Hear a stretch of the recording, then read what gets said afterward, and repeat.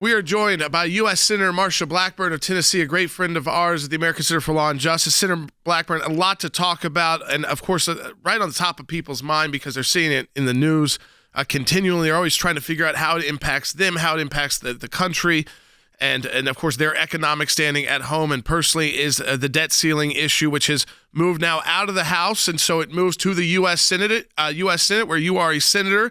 And so tell people kind of your thoughts on where you stand with the current legislation that has been passed by the House and now that the Senate begins your own debate. Yes, and we are getting ready to go to the floor in about 15 minutes. We'll find out more about a timeline. And Jordan, I think that first of all, we have to realize nobody wants the federal government to default. We have to say that is not an option. And second, Speaker McCarthy deserves a tremendous amount of credit for crafting a bill that got through the House back in April. I think it is shameful that the president did not even respond to him for 97 days and then came to the table.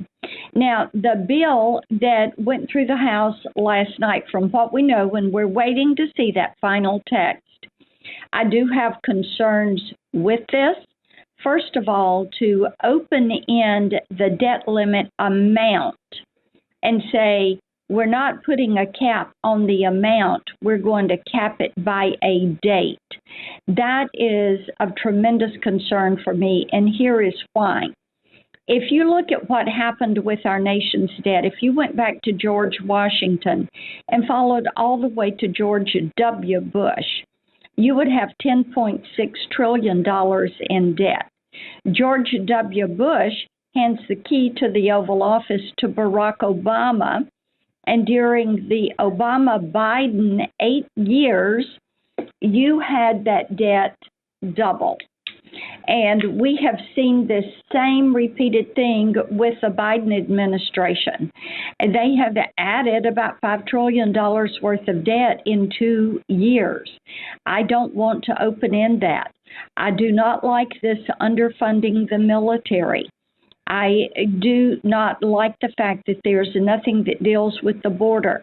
There is nothing that will keep the 87,000 IRS agents from being hired. Those are all concerns that I have. Plus, you've got the issue on the across-the-board cuts. And as you know, I'm a proponent of cutting across the board, getting everybody to have skin in the game. And when we did the Budget Control Act in 2011, we used my 2% across the board legislation in that document. Well, this one has the 1% cut. But if you don't put the enforcement mechanism in there with it, and if you allow a bureaucrat, the OMB director, to waive that 1% cut, then you have not accomplished anything. It's not going to give you the outcome that you want.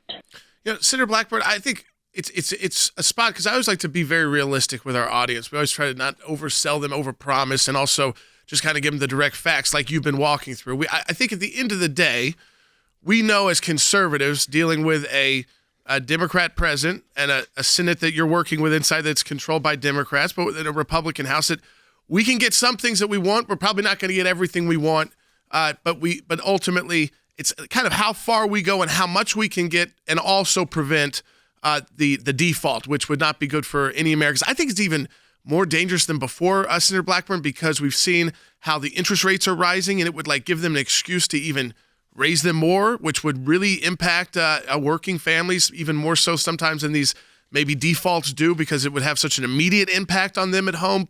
So I think there's even a more concern of if we could get a deal we're comfortable enough with and say, you know what, we get this deal done, we don't default, we've got what we can, and let's come back and fight it out another day when we're in a better situation too.